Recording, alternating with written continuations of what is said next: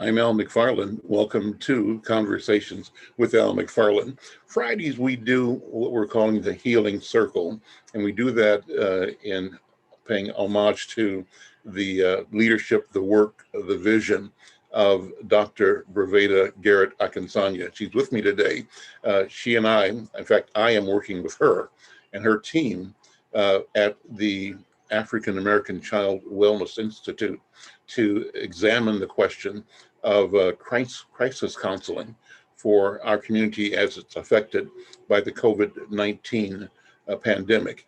But we know that we also are experiencing what we call the pandemic of 1619 as well, and that our community is under assault. It has been. It's under siege. It has been. Our community is under attack, both externally and internally. It has been. But we also know that our community is resilient. It's powerful and it's capable and it's demonstrated its ability to withstand and to rise above. Well, part of that goes into what healing is and what healing means. And that's why we've chosen to name this Friday series, in which I interview members of the team that Dr. Breveda Garrett Akinsanya has assembled to do the work of the African American Child Wellness Institute to just explore what resilience and what healing is. And I've been intrigued by this notion of the healing circle. Therefore, we call this the healing circle. Dr. B, thank you for being here. Merry Christmas to you, first of all. And thank you so much for being who you are and for being here with us today. Thank you, my precious brother. I'm just honored to be here this day and to be on Christmas, being able to celebrate my God and my Savior and the birth of hope, and that hope that we hold on from thousands of years, we continue to hold on to today. So thank you for welcoming me to this sacred healing space. Well, let's talk about the healing circle again. We talked about it last time, I believe, but I think we want to keep talking about it till we get it. And what is the notion of a healing circle in our community and in the world? Well, the notion of healing means that when we are created, I believe we're created as perfect as we can be. Because when you see a child, I always tell people you see a child running around the house butt naked, and their little stomachs poking out, and their heads are bigger than the rest of their body, and you don't see them having body image problems. They don't say, is this diaper make my butt look big? They don't do any of those things, and they're loving, and they'll come to a stranger, and if they look safe, they'll say, "I love you," and they'll mean it. And they're honest in relationships. If your breath is bad, they'll tell you to your face. They'll let you And know. so, Yeah. and so somewhere between birth and life where we are, somebody says, don't talk to strangers. Somebody says, put your clothes on. Somebody says, you're too black, you're too dark, you're too light, you're too white, you talk funny, you look funny. And all of these things we internalize. And somehow when we get to be adults, we have to spend a large portion of our life trying to go back to the way we are, trying to be honest in relationships, trying to love ourselves and our bodies, trying to create a sense of specialness in our interactions with others. So the healing circle is a part of a reparation that we give to ourselves, the right to be well, the right to be whole, the right to abundant life, and the right to balance in our relationships and externally as well as internally. So the purpose of the healing circle is created in the image of perfection, the seeking of one's wholeness, and the access to shared power. Because I think I've told you before, the reason African people and many indigenous cultures use circles in their interactions is because everyone, whether it's the child or the elder, has equal access to the center, the space of power. So in this process of healing circle, it should be an experience of empowerment among us and an experience of regaining what we once had and lost, and an experience of recognizing our resilience that's transgenerational and spiritual in nature. a liberating experience. Yeah, ask you, Dr. B. Yeah, this is really a simple question, but it's not simple at all. And so, what is learning? You said that when a child is born, he or she is free to be himself, and he's not aware of what we will later call imperfections or problems. But we learn those over time. So, what is learning itself? How does learning work in human beings? And what are the most desirable outcomes of learning, but what are some of the negatives and the pitfalls of learning that show up in people's dysfunction or whatever? What do you think? I think that's a good, great question. And I like to talk about learning because learning takes place in multiple ways. Psychologists, as psychologists, we often refer to social learning theory. And that means that what people see, they do. What Mm-hmm. our children see, they do. What they hear, they repeat. And so after a while, I often interrupt this by saying, often in my work, I may use hypnosis or guided imagery processes, things that make people change their thought patterns from negative to positive. And because we know that a person can see a glass that's an 8-ounce glass that's got 4 ounces in it, and Mm-hmm. they can say that that glass is half empty. That same person can see that glass and say it's half full. And that sense of lack leads to sadness and depression and loneliness and isolation and anxiety. But a sense of appreciation of where you are and what you've got, that leads to positive thoughts and positive beliefs. So if you repeat negative thoughts long enough, you'll internalize them. You'll internalize what we call the attributional style of your parent. If you They found that when mothers see the world in a negative way, they pass that fear out to their children or that negativity, and then the children internalize that and they pass it to their own children. So some of our learning is by seeing and hearing. Other parts of our learning, the reason I'm a psychologist is because I know if people learn things, they can unlearn it. It may take a little longer, but you can unlearn negative things. And so the way people begin to unlearn negative things is they really seek the truth of what the situation is. Why do I choose to see that glass half empty? And how do I choose to begin to see it half full? So first we believe what you think affects how you feel, and how you feel affects your behavior. Your thoughts affect your feelings, and your feelings affect your behavior. So we try to get people to change their thoughts, change their mind, change their perspective. And part of the process of learning is learning what is trash and garbage and untrue, Mm-hmm. and learning what is useful to you, what will serve you in a healthy way.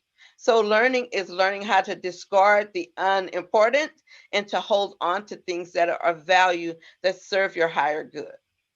Is learning the same for every human being, or does learning differ from person to person, community to community, culture to culture? Where do values come in? And does learning for one have a consequence of either support or diminishment of another, either individual or position or culture? What do you think?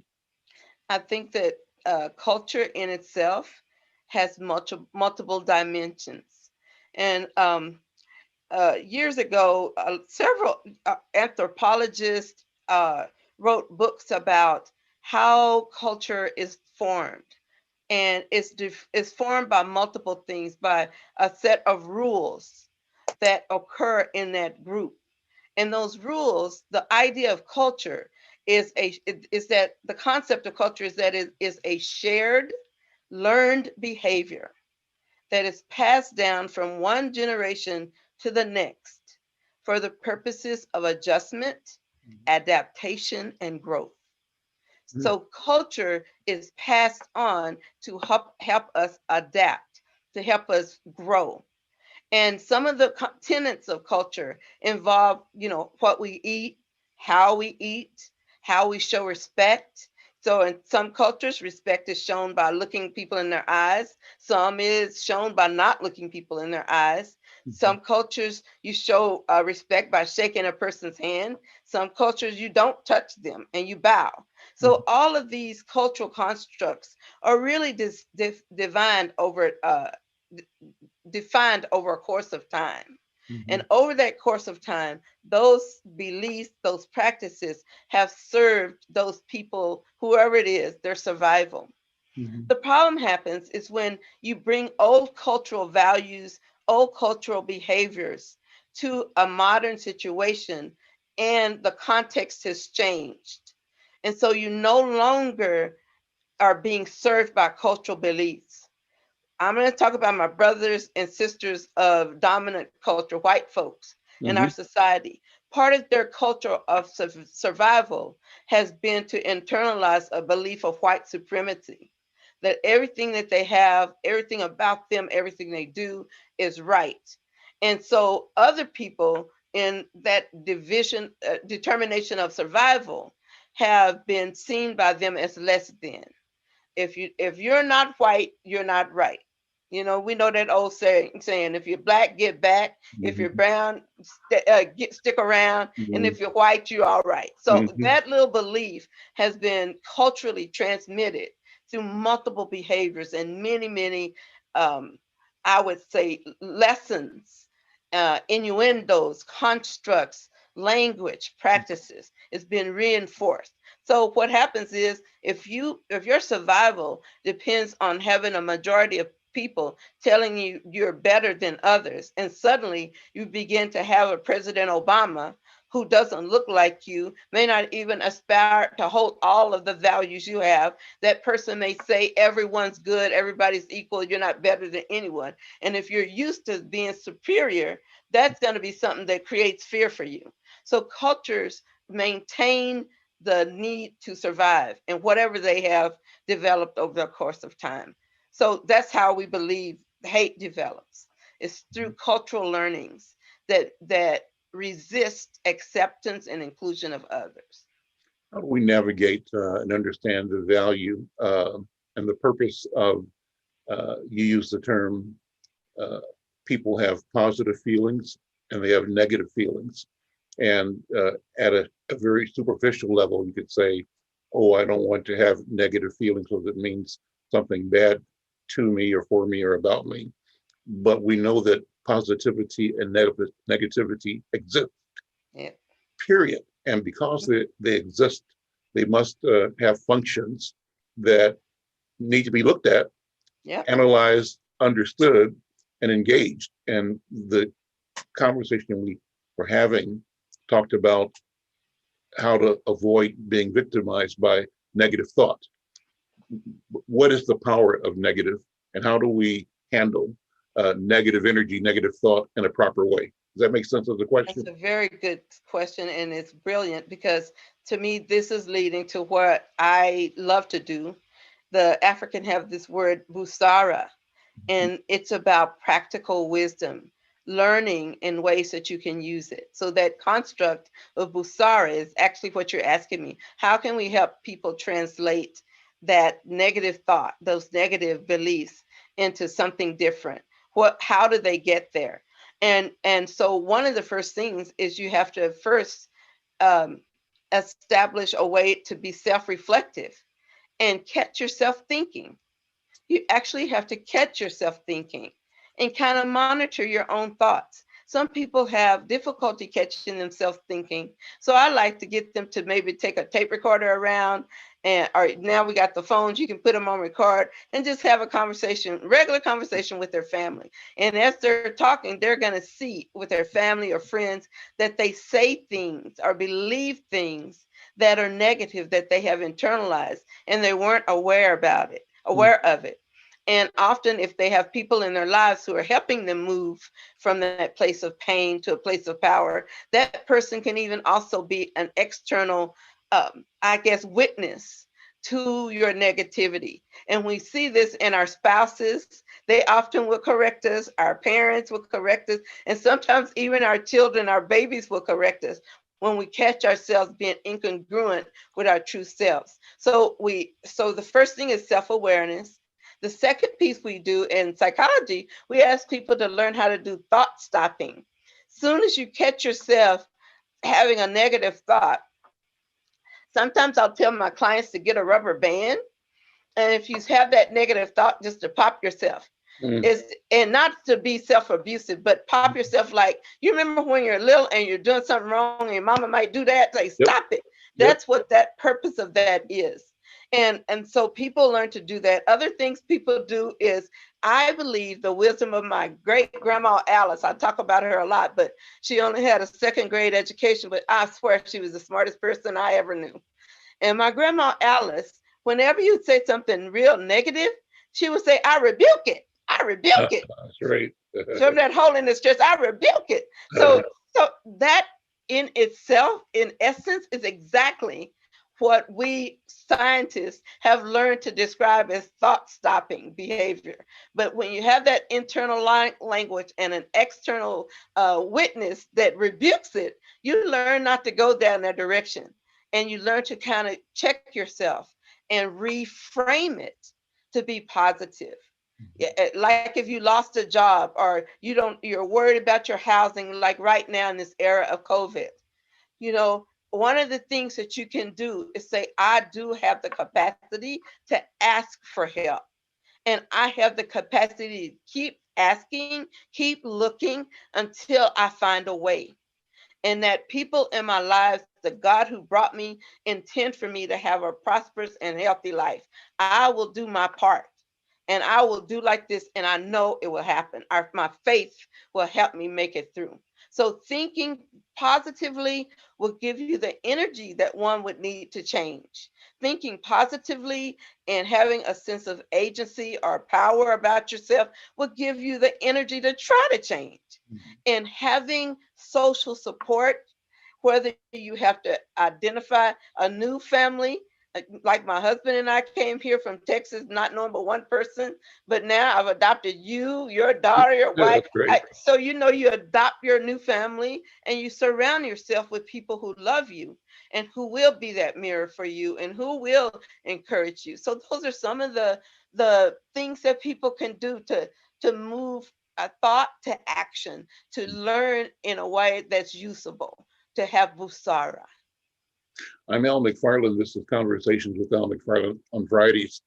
We talk in the inside a project we're calling the Healing Circle. So this is the Healing Circle, and the author of it is my guest, Dr. Braveda Garrett Akinsanya. Let me step back and give you some more information. We've shared this before, but always good to share it again. Dr. B, as we call her, is a licensed clinical psychologist with over 30 years of experience in the profession. She's written and presented and consulted extensively about diversity, developmental psychology, about culturalism, about severe psychopathology, childhood abuse, trauma, sexual assault, community, domestic violence, and African American mental health. And she believes that everybody has a right to wellness, and she uses strategies that promote humor, hard work, experiential learning, and resilience. She quotes a saying that you do not have to teach a cut how to heal. You just have to create the best environment for healing to take place. So her goal is to create a loving space where healing does and can take place. She specializes in areas of diversity and developmental psychology, the ones I mentioned earlier, using a strength-based approach to working with children, adults, couples, and families. And she's especially attuned to working with people that have experienced abuse, trauma, sexual assault, and violence, whether it's community or domestic violence. She works with everybody, young clients as young as a few months old, and clients that are almost 87, 88, 80, 90. And she works through people, those who have insurance and also those who don't. So she's really moving a business model that understands our community and provides business services, but also has the tools and strategies to connect with people that don't have the same access to resources or the strength in their insurance plans that others may have.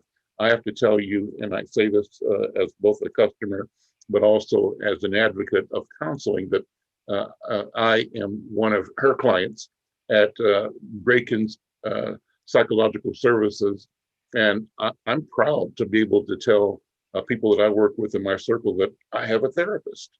I think having a therapist is a sign of getting up in the world. And so I see it on TV, Dr. B, where the guys that are movers and shakers always talk about, yeah, well, my therapist said. So that's the kind of guy I want to be. I want to be able to tell people in the neighborhood, uh, my therapist and I, my therapist. But that says two things to me. One is that I have to recognize that, I'm just a human being and I need help, and I don't have all the answers.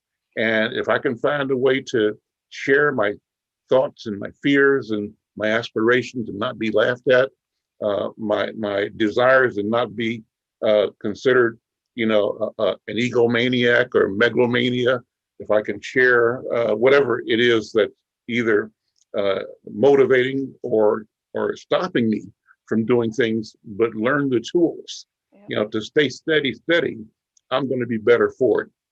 And I say that because I believe that in our community, we have not fully engaged assets and resources like those you and your colleagues bring. So I'm here testifying that therapy is important, and the knowledge and training and gift that you bring, Dr. B, and that your colleagues bring is one that we cannot fail to utilize. So I'm encouraging people to reach out to you and your company or other people in the profession and get the help we need. Let's be intentional in crafting futures. I say futures in which we win. So that's my commercial to support you, Dr. B, and it's my way of saying thank you for what you're doing, helping me see my way to be successful as a business owner and as a human being. Thank you so much for doing that, because um, attesting to the value of therapy, it helps us to break down the stigma. But moreover, it helps us to break down the notion that we don't have a right to seek our wellness, that we don't have a right to talk about our problems. We don't have a right to learn new skills and new strategies to deal with life challenges, whether they be internally generated or externally generated. The whole purpose of therapy is to learn about yourself, learn how to use your strengths, and learn some new strategies for coping and changing and impacting your world. That's simply all it is. You don't have to, like they used to believe, you have to kind of come in thinking that you're Superman or talking to light bulbs and all that kind of stuff. That's not what the general public does when they come to therapy. Most, almost 95% of people who come to therapy are those who are looking to be successful. Mhm. And see it, I often talk about it, whether it's a couple or a family, because we do work with couples, we do work with families, or child or an adult. I talk about it as skill building opportunities and a space that is unlike any in the world, where actually you are the center of attention. It is all about you. For that 1 hour in the world, it truly is all You. about you. And Mhm. and we don't get that at home, our work, or anywhere else in any other Mhm. environmental space. You may want it to be all about you, but that's the time when it's dedicated to be all about you. And that helps people to grow and change. So thank you for sharing that information and Yeah. letting people know that the other thing that stops us from going is the belief that if you see a therapist, that your faith in God is weak, because you should take all your burdens to God and you can't ask anybody else. But I want to let you know that God made me, and God made things like medicine, God made things like people, so that we would all be there to help each other. And so there's a Yoruba proverb that says, when there are many hands, they make light work. It's Mhm. not so hard if you got some help. So Mhm. that's what this is all about. So thank you, brother, for giving us a plug for therapy and for counseling and self-care. Well, and it's not just that. Thank you. You're welcome, Dr. B. And the real intent of doing that is to create this conversation in our community about the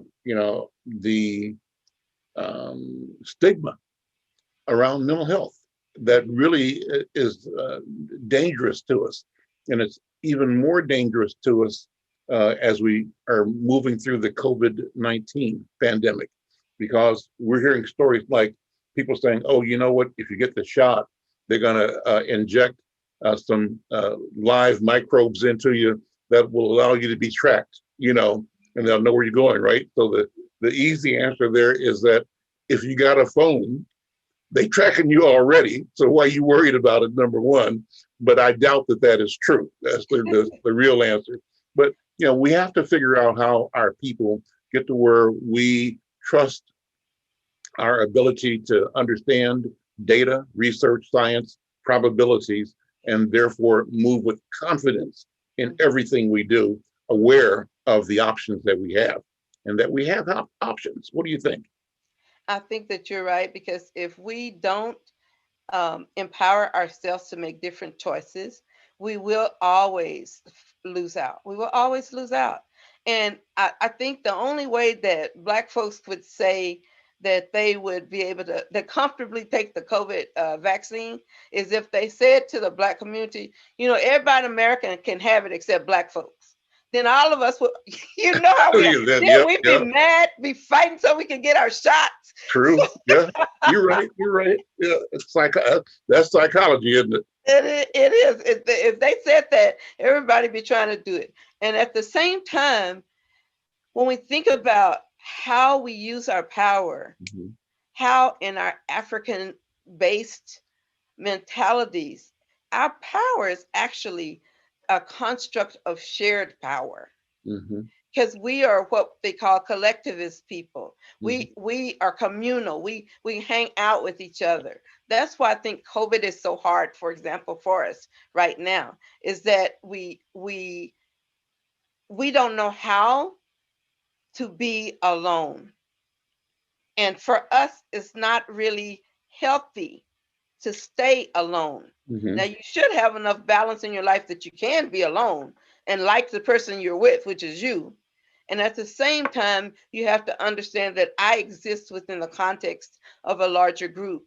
So, like we've been saying about COVID, when you have gatherings that put you in a large group of people, half of them wearing masks, maybe none of them wearing masks, and you're saying, we all know each other. And then next thing you know, somebody's got COVID.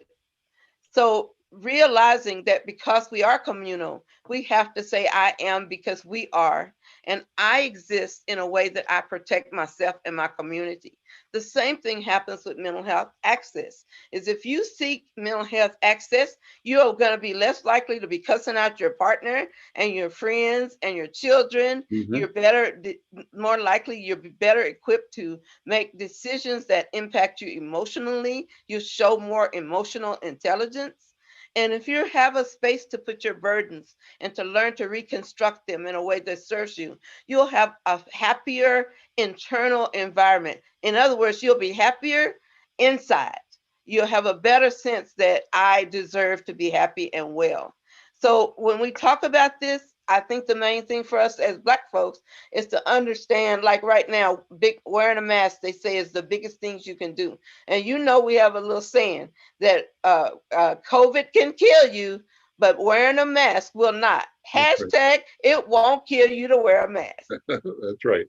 I was in a meeting with Hennepin County a couple of days ago, and other officials. I'm going to pull up a screen here because I'm just intrigued by what you just said. That one of the ways to activate, motivate reaction in the Black community is to tell Black people that you can't get the test. Then everybody's going to pay attention and be clamoring to get it. But I'm saying, that's almost being said to us now without it being said. And let me show you what I mean. Let me pull my screen share up here, because I was kind of very shocked when I saw this data presented by the communications leaders at the county. I don't know if you can read that uh, on the screen, but it's racial disparities, cases and outcomes in Hennepin County And these are the total counts where my monitor is there of white and black and Asian and Hispanic. And, the numbers, obviously the more white people in the county than anybody else. Well, the numbers look like they're still large, with black and large with Hispanic. And there's this unknown group. And then it goes to hospitalizations and deaths. But what they do is adjust those numbers. And this is, the statisticians to give you a better look at what these numbers really mean. And with age adjusted rates, and you look at the rates in terms of positive cases per 100,000 in the population, that's the real story. And what this says, if I'm reading this right, is it still up? Is my screen? No, it's not up there. Yeah, is it up now? It's still there. Okay. What it says is that if you look, whites per 100,000, when it's over so I can read this myself, it's like 4,900 cases per 100,000 of whites. Turn my screen around here. But for blacks, it's double that. Wow. Right? And for Hispanics, it's triple that. Wow. And so we see the real impact by looking at the cases per 100,000. In hospitalizations for blacks, for whites, it's 173 people per 100,000, Wow. but for blacks, it's 966. Wow. Black people hospitalized per 100,000 population. And for Latinos, more than that. For Native Americans, way more than that. And there's a group in between that are people who might have multiple, they might be Latino and Black, or Latino and Indian, or Asian. And then finally, when you look at the deaths, wow, per 100,000, 56 deaths per 100,000 for white people. Black people, 3 times that almost, 150,000, 147,000 blacks per 100,000 of population. For Hispanic, 127, theirs is less than ours. But for American Indians, 290. That's like 6 times what whites experience. And so somehow this information is not really getting out to our community, not in ways where people, this is devastating information, right? And even though we're talking about it, we're not being sufficiently impressed with how our communities are. We have the suspicion, that we are hurt more than everybody else, but we don't have this data, and the data is there, but it's not being pushed aggressively. So I think that's my job, my responsibility. That's why I'm talking about it right now. And our intent going forward is to make sure that we find the same data for Ramsey County and the metro area, because this is actually frightening and it's devastating, I believe. What do you think? What can we do to get people, more attuned and more aware and more committed to acting and to do the protocols for safety? Like you just said, wash your hands, wear your mask, social distancing, and also to get the vaccine when it becomes available. How do we do that? Oh, I wish I knew all the answers, but I certainly have some, because this is around behavioral health. Mm-hmm. And behavioral health, the key word about it is that you can practice healthy behaviors, because actually you get to choose some things. Mm-hmm. You get some power, you get some opportunity. And I think, one, people don't know that data that you just showed. We say, Black folks are over hospitalized percentage wide. We're disproportionately dying from the disease. We're disproportionately contracting it. And we know that when we're overrepresented, we're often very, very much underserved. Mm-hmm. So one of the things we have to do is make a commitment to our own lives. So I keep saying that when we hear people doing marches and protests, we see signs saying Black Lives Matter. And so I would like for us to internalize that affirmation that Black lives matters, that our lives matter, and fight for it like it's the last choice you'll have, Mhm. because it is. Our lives do depend on us deciding that our lives matter.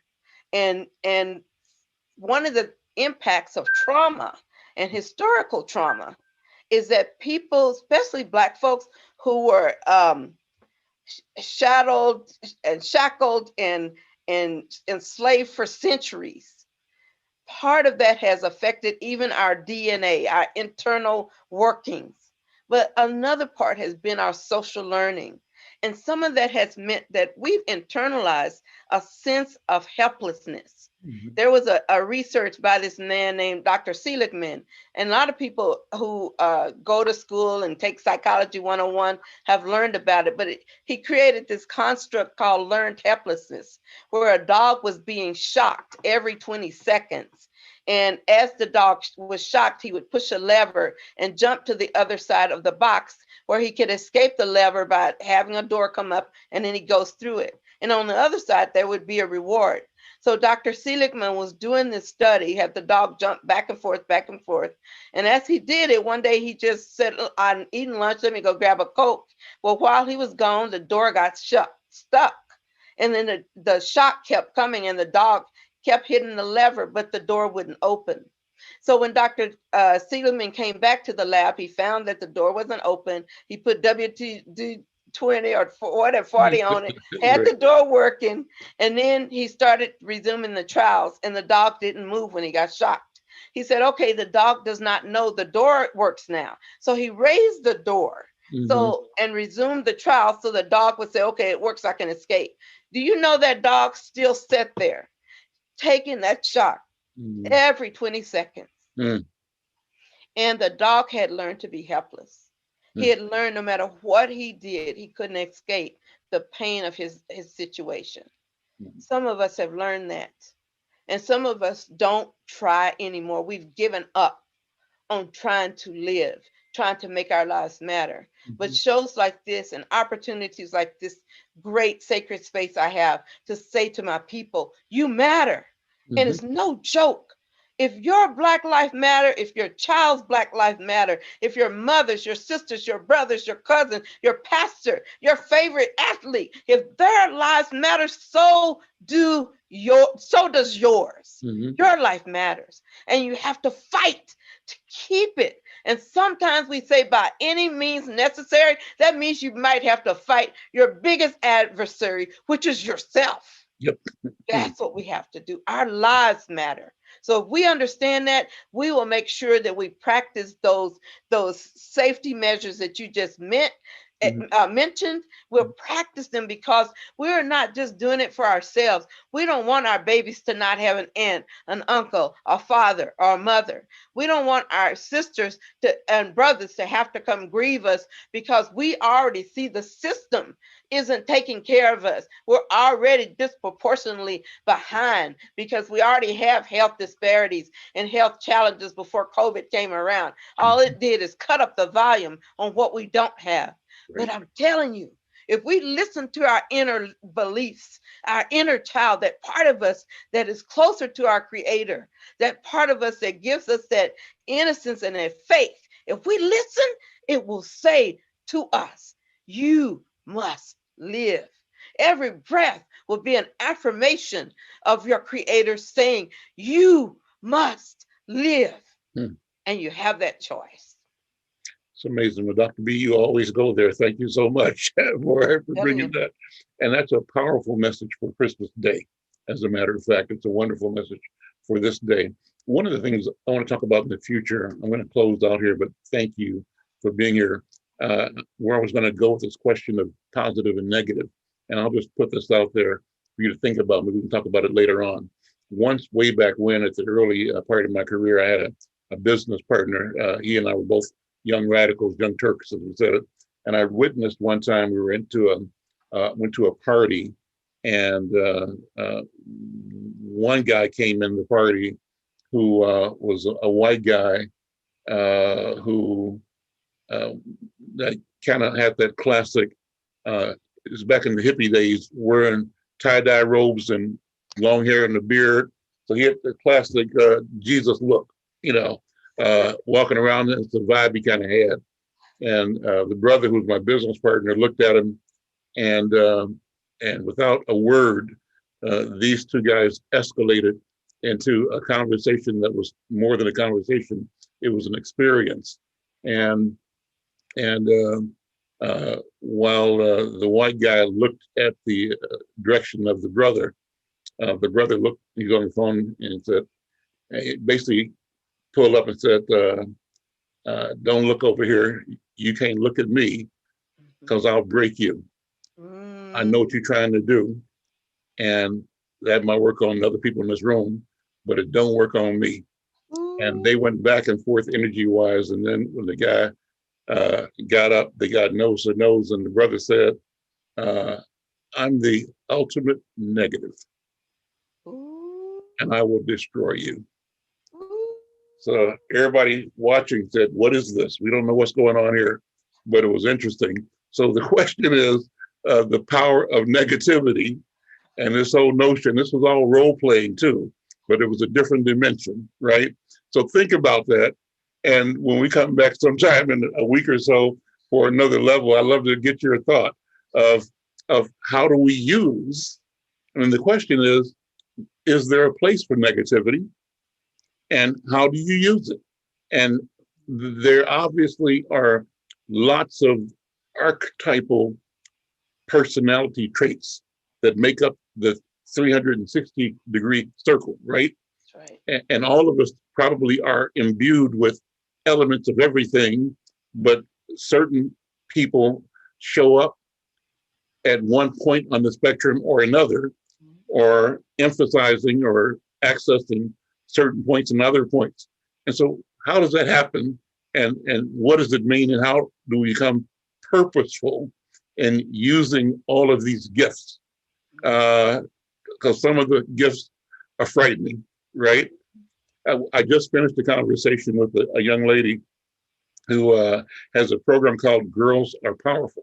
She's here in Twin Cities. Great program, great organization. Talked about her being a tall person growing up and always being kind of shamed or ridiculed or whatever by being tall and larger, and having to get over that, right? And to not be body shamed, for example, and noticing her child going through the same thing. But and she created this organization to help her child and her child's friends deal with themselves as beautiful, as intelligent, as gifted, and the affirming, you just said it, affirmations that help them understand their power. Well, the beauty of the conversation with her was that she chose to call the organization Girls Are Powerful. And too often we shy from the discussion of power. So I'm gonna leave it there. Ooh. Leave it there. Let's talk about that in the future. Dr. B, Merry Christmas to you. I'm gonna let you close this out with something that we should be remembering until we meet again. Well, I think, being that today is Christmas, the most powerful gift I can leave us all with is believing and knowing that this is not just words, that we are the hope, and that we embody the genetics, the prayers, the work, the hopes, and dreams of many generations before us. And that you sit in a space of now. And right now, you are the central space where decisions can be made. You get to choose. You have the right to choose to be well. And not just physically, I mean spiritually, emotionally, financially, academically, intellectually, vocationally, at your job, in every life area. You're divinely appointed right now to have the joy and hope that comes from knowing that you are a child of the creator of the universe. And Merry Christmas. And Merry Christmas to you. Dr. B, thank you so much. Well, if you like this conversation, like it, subscribe to our channel here on YouTube, follow us on Facebook, Twitter, and share this conversation. We'll be doing this actually every day. We do a different webcast every day. Fridays is our webcast with the Healing Circle, supporting and being supported by the African American Child Wellness Institute and the leadership of Dr. Breveda Garrett Akinsanya and her wonderful team over at Braken's Psychological Consulting. Listen, thank you so much. Dr. B, we'll see you later. Take care. Happy holidays. Bye-bye. Bye-bye.